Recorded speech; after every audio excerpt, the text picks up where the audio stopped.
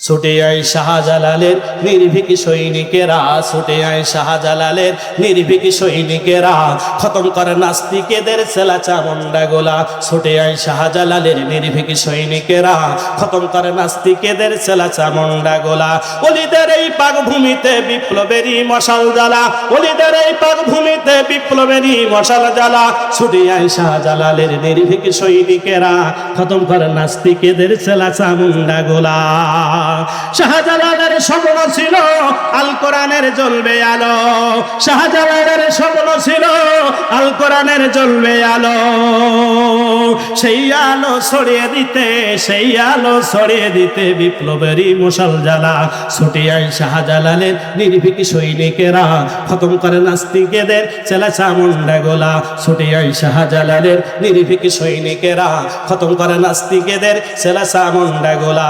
শাহজালালের বিদ্যাপীঠে খোদাত্রহি বাদশে বিটে, তাকবীর ধ্বনি দিয়ে, তাকবীর ধ্বনি দিয়ে ওদের বিদ্যাপীঠে আগুন জ্বালা। ছুটে আয় শাহজালালের নির্ভীক সৈনিকেরা, খতম করে নাস্তিকেদের চেলা চামুন্ডা গোলা। শাহজালালের পাকভূমিতে যারা আসে ভাগ বসিতে, শাহজালালের পাকভূমিতে যারা আসে ভাগ বসিতে, রুশ ভারতের দালালরা পরায় ওদের জুতোর মালা। ছুটে আয় শাহজালালের নির্ভীক সৈনিকেরা, খতম করে নাস্তিকেদের চেলা চামুন্ডা গোলা। ছুটে আয় শাহজালালের নির্ভীক সৈনিকেরা, খতম করে নাস্তিকেদের চেলা চামুন্ডা গোলা। গোবিন্দর চেলা যারা নাস্তিকের দালালরা, গোবিন্দর চেলা যারা নাস্তিকের দালালরা, সময় থাকতে ওদের ছেড়ে জানটা নিয়ে জলদি পালা। ছুটে আয় শাহজালালের নির্ভীক সৈনিকেরা, খতম করে নাস্তিকেদের চেলা চামুন্ডা গোলা। হযরতে শাহজালাল ইয়ামিনী রহমাতুল্লাহ আলাইহি যিনি সিলেটের জমিনে ঘুমায় আছেন, তিনি জোরে বলুন ঠিক কিনা? হযরতে শাহজালাল ইয়ামিনী রহমাতুল্লাহ আলাইহি ইয়ামান থেকে, সুদূর ইয়ামান থেকে তিনি এসেছিলেন।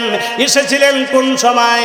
ওই সময় সিলেটের রাজা ছিলেন যিনি গোরগোবিন্দ নামটি তাহার, তিনি এই গোরগোবিন্দ ওই সময় সিলেটের মধ্যে সয়ে ঘোষণা করে দিয়েছিল কোন গরু জবা করা যাবে, জোরে বলেন যাবে না, নিষিদ্ধ।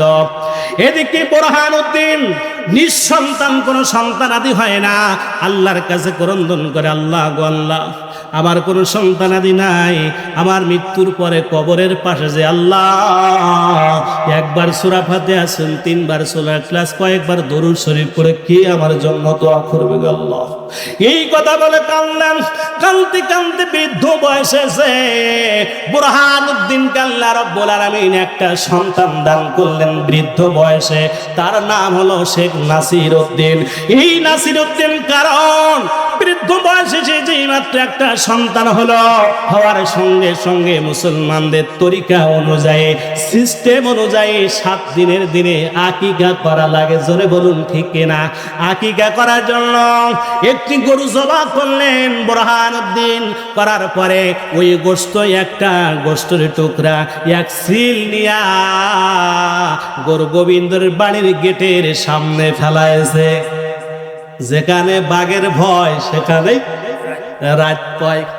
এবার যেই মাত্র গোসার ফেলানো জায়গা পাইল না, এবার গোরগোবিন্দর গেটের সামনে বলল, কার এত আসবাদা যে আমার রাজ্যের মধ্যে বাস করে, আমার রাজত্বের মধ্যে থাকবে, আর আমার দেবতা ভগবানকে তারা জবাই করবে, তাকে ধর, খুঁজে খুঁজে বের কর। তার সৈন্যরা সারা জায়গায় খোঁজার পরে যাকে পাইল সে হচ্ছে বুরহানুদ্দিন। বুরহানুদ্দিনকে ধরে নিয়ে আসলো রাজার দরবারে, গোরগোবিন্দর দরবারে নিয়ে আসলো।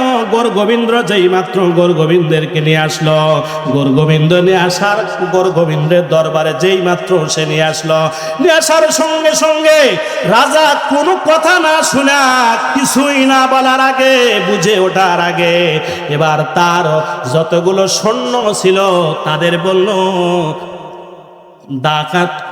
দাকান্ডা কোপাকান্ডা আমার কাছে দেখবেন হিন্দুরা যেই পূজা করে, পূজায় পাটা বলি দেয়, আমাদের মতো আস্তে আস্তে না, এক কোপে, জোরে বলে।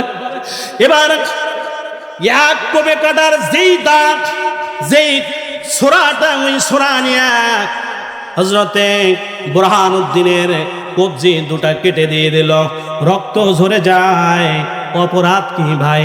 মুসলমানদের গরু জবাইতে কোনো অপরাধ আছে নাকি? কিন্তু এবার গোবিন্দ কবজি কেটে দিল, এই দিয়ে সে শান্ত হলো না। তার সন্তান নাসিরউদ্দিন কি কয়েক কোপ দিয়া 2 খণ্ড করে দিল, 7 দিনের বাচ্চাকে 2 খণ্ড করে দিল। বুরহানুদ্দিন চোখের পানি ছেড়ে দিয়ে কান্দে আর বলে, আল্লাহ আমার কোনো অপরাধ নাই, তুমি আমাকে আমার একটা এই বৃদ্ধ বয়সে সন্তান দিয়েছিল গো মালিক, এই তোমার উপর খুশি হয়ে তোমার নবীর সুন্নত তরিকা অনুযায়ী আমি আমার সন্তানের আকিকা করার জন্য গরু জবাই করেছি। আল্লাহ এই গরু জবাই করার অপরাধে আমার 2 হাতের কবজি কেটে দিল মালিক। শুধু তাই না, আমাকেও যদি দুনিয়ার থেকে বিদায় করে দিত কোনো সমস্যা ছিল না। আমার সেই নয়নের পুতুল সন্তানটাকে 2 খণ্ড করে দুনিয়ার থেকে বিদায় করেছে। চোখের পানি ছেড়ে দিয়ে কান্দে, এই চোখের পানি ছেড়ে দিয়ে কান্দে বুরহানুদ্দিন। এই খবর দুনিয়ার কোন মানুষে জানে না, জানেন কে? আরে জোরে বলুন কে? সব কিছু যিনি দেখেন তিনি কে? ওই আল্লাহর কাছে চোখের পানি ছেড়ে দিয়ে কাঁদলেন। এদিকে হযরত শাহজালাল আমিন রহমাতুল্লাহ আলাইহি, ওনার 3 বছর বয়সে ওনার বাবা মাহমুদ মুহাম্মদ আল কুরাইশি উনি শহীদ হয়ে গেলেন যুদ্ধের ময়দানে। মাত্র শাহজালাল আমিনের বয়স 3 বছর মাত্র। বন্ধুরা আমার, প্রাণ বাজারের আমার বাবা যখন শহীদ হয়েছেন, তার আপন মামা সৈয়দ আহমদ কবির রহমাতুল্লাহ আলাইহি, সৈয়দ আহমদ কবির রহমাতুল্লাহ আলাইহির বাড়িতে লেখাপড়া শিখেছেন, ইসলাম শিখেছেন, কোরআন শিখেছেন। শেখার পরে এবার আল্লাহ ডাক দিয়ে বলছে, শাহজালাল রে, আমার নাসিরউদ্দিন দুনিয়াতে চলে গেল, আমার বুরহানুদ্দিনের হাত কেটে দিল, তুমি কি এখনো বসে বসে মেনে জিকির করবা, নামাজের পাটি নিয়ে বসে থাকবা? শাহজালাল আমিনের নামাজের পাটি নিয়ে তুমি পূর্ব দিকে রওনা হন। যাবার সময় তার মামা সৈয়দ আহমদ কবির ঘরের ভিতর থেকে 1 মুষ্টি মাটি নিয়ে আসলো। বন্ধুরা আমার, নিয়ে আসার পরে বলছে, ভাগনা রে, এই মাটিটা তোমার কাছে দিলাম, এই মাটির রং স্বাদ গন্ধ যেখানে মিলবে ও জায়গায় যাইয়া তুমি বসতি গড়বে, ওখানে যাইয়া কোরআনের দাওয়াত, কালেমার দাওয়াত তুমি প্রচার করবে। জোরে বলুন আল্লাহু আকবার।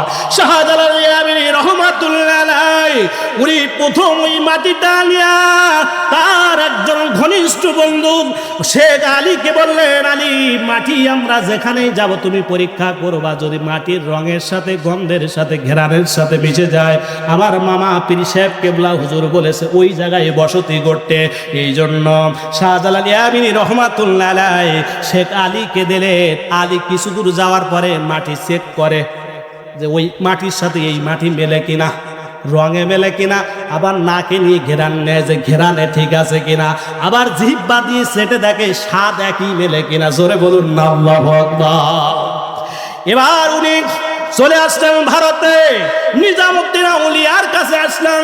নিজামউদ্দিন আউলিয়া বললেন, শাহজালাল, যেহেতু তুমি থাকবা না, কারণ তোমার মামা যে মাটি দিয়েছে এই ভারতবর্ষে সেই মাটি তো মেলে নেই, জন্য তুমি পূর্ব দিকে, যেহেতু তোমার মামা বলেছে পূর্ব দিকে যাইতে, তুমি পূর্ব দিকে চলে যাবা। শাহজালাল আমিনী, তাহলে তুমি যাওয়ার সময় তোমার একটা হাদিয়া দেয়া দে, সেটা হলে এই 2টা কবুতর তোমাকে দিয়ে দিলাম, এই কবুতর দুটো নিয়ে তুমি যেখানেই থাকবা ওই কবুতর নিয়ে তুমি সেখানে বসতি গড়বা। জোরে বলুন আল্লাহু আকবার।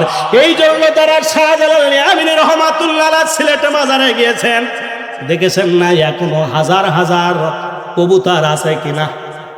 উনি যখন এনেছিলেন, আসার সময় বলল, হুজুর আমি কোথায় যাব ঠিক নাই, কবুতর যে আমার কাছে দিচ্ছেন কবুতর উড়ে যদি চলে যায়। বলল, বাবা আমি তোমার পীর সাহেব হুজুর বলছি, শোনো বাবা, এই কবুতর তুমি যেখানেই যাবে তোমার মাথার উপরে ছায়া দিতে দিতে যাবে, কবুতর তোমার ছাড়বে না, এটা আমি দোয়া করে দিলাম। জোরে বলুন আল্লাহু আকবার। যার কারণে আজ শাহজালাল আমিন রহমাতুল্লাহ আলাইহি এই মাজারের চতুর্দিকে কবুতর থাকে, এলাকার মানুষ খায় না, যারা মাজারে যায় তারা এই কবুতরদের খাদ্য পানি দেয়। জোরে বলুন ঠিক কিনা। শাহজালাল ইয়ামিনী রাহমাতুল্লাহ আলাইহি এবার উনি যখন আসলেন ব্রহ্মপুত্র নদীর কিনারায় যখন আসলো, গুরু গোবিন্দ জানতে পারলো যে শাহজালাল ইয়ামিনী নামক একজন মুসলমান সে ভারত থেকে সিলেটের মধ্যে ঢুকবে, এই জন্য ব্রহ্মপুত্র নদীর সমস্ত নৌকা শেষ করে ফেলালো। আসবে কেমনে শাহজালাল ইয়ামিনী রাহমাতুল্লাহ আলাইহি এবার তার জাইরবস্তা পানির উপর বিছাই দিয়ে নদী পার হয়ে তার সফর সঙ্গী নিয়ে সব চলে এসেছে। জোরে বলুন আল্লাহু আকবার। শাহজালাল ইয়ামিনী রাহমাতুল্লাহ আলাইহি মাত্র 7 জন সঙ্গী নিয়ে ইয়ামেন থেকে এসেছিলেন। এই সংবাদের আগে শের শাহের ভাতিজা 300 জন সৈন্য নিয়া এই গুরু গোবিন্দকে অ্যাটাক করার জন্য, কারণ বোরহানউদ্দিনের কবজি কেটে দিয়েছে, নাসির উদ্দিনের হাত কেটে দিয়েছিল, এজন্য তাকে পরাস্ত করার জন্য পাঠাইছিল।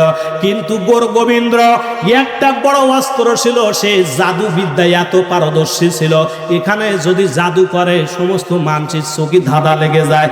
এই জন্য এই 300 লোক যুদ্ধ করে গুরু গোবিন্দর সাথে পারতেছিল না। এমনি সময় শাহজালাল ইয়ামিনী রাহমাতুল্লাহ আলাইহি বলল, তোমরা পারবা না, আমাদের 60 জনের সাথে তোমরা 300 একসাথে যোগ হয়ে চলো, আমরা সবাই গোবিন্দরের কোষাক রাজ্যে যায়া নারাই তাকবীর স্লোগান দিয়ে দেই। জোরে বলুন আল্লাহু আকবার। এই গুরু গোবিন্দের কিনারা সিলেটে পৌঁছানোর পরে এই মাত্র কয়জন 307 জন সৈন্য নিয়া যখন লিল্লাহে তাকবীর দিয়েছে, এই তাকবীর ধ্বনি যেই মাত্র দিয়েছে, দেওয়ার সঙ্গে সঙ্গে রাজা গুরু গোবিন্দ ভাত খেতেছিল, ওই ভাতগুলো তার প্লেট থেকে মুখের ভিতরে ঢুকবে এমনি মুহূর্তের মধ্যে হঠাৎ করে এই আওয়াজ জীবনে কোনোদিন শোনে নাই, নারাই তাকবীর ধ্বনি, লিল্লাহে তাকবীর ধ্বনি শোনার সঙ্গে সঙ্গে তার হাতটা হাত থেকে ভাত নিচে পড়ে গেল। যাওয়ার সঙ্গে সঙ্গে শাহজালাল ইয়ামিনী এত জোরে লিল্লাহে তাকবীর দিয়েছিলেন, নারাই তাকবীর, নারাই তাকবীর। ভূমিতে আল্লাহ রাব্বুল আলামিন যেন তাদের মহব্বত, আমাদের ইশক, ভালোবাসা, নবীর মহব্বত আমাদের সবার দিলে পয়দা করুক, আল্লাহ কবুল করুক। জোরে বলুন আল্লাহু আমিন। আমার সংক্ষিপ্ত বিক্ষিপ্ত আলোচনা এখানেই তিতানছে। আমার তাওফিক ইল্লা বিল্লাহ। আসসালামু আলাইকুম ওয়া রাহমাতুল্লাহি ওয়া বারাকাতুহু।